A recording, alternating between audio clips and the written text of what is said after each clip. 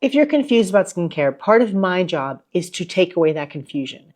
And one of the ways I do that is by narrowing down your options. So, I do that with myself with many things. I narrow down my options to reduce my decision fatigue. And with skincare, I think decision fatigue is a real thing, but confusion is even a bigger thing. So you're faced with 25 different brands of the same, say, retinol or moisturizer or cleanser or whatever it may be, or even vitamin C, and you really don't know what to buy. So when I try to take away confusion from skincare, I do that by reducing your options. So I narrow down your options, but I don't do it by brand because I'm not brandist. I don't really care what brand skincare you use because to me, pretty much all brands are identical and the same. What I do narrow down is the class of product. So for example, you don't need a toner, a serum, a mist, an eye cream, 2 masks, and a scrub. I narrow it down to say, okay, these are the class of skincare I think will be helpful for you. And generally for most people, that's going to be a type of cleanser to remove makeup and SPF. And for me, those best options are going to be an oil or balm-based cleanser. So not a foaming cleanser. The second one is going to be lighter weight, perhaps moisturizer for daytime if you wear makeup under your makeup, or if you just feel like your skin needs a little bit of hydration boost during the day.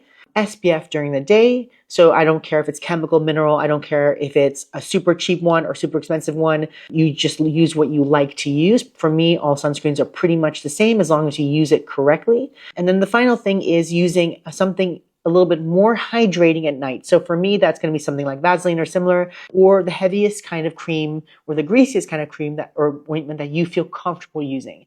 And that's basically it. So I narrow down to classes. Within that class, like sunscreen, it doesn't matter to me which one you use. You just use the one you like the best and you're going to use and can afford. Same about cleansers, oil or balm. I'm going to give you the classes. You choose what you like. Now, I know that's annoying because everyone wants to be told specifically what brand to use, and you can choose yourself specifically what brand. But like I said, to me, and I think for you, all brands are the same. If you want to spend 350 pounds or 1,200 dirhams on a facial cleanser, you go right ahead. But it's not going to be any different from the one you can buy at Boots or at wherever that's going to cost you about 20 or maybe 50 dirhams or 20 pounds or 15 pounds or whatever your currency is. So I don't really care which one you use. You just use the ones you like and you can afford. Price has no reflection on quality virtually at all when it comes to skincare. It doesn't change the functionality of it, but really you want to be just using really basic products. So nothing that says anti-aging on it, nothing that says anti-acne or anti-oil or anti-whatever on it.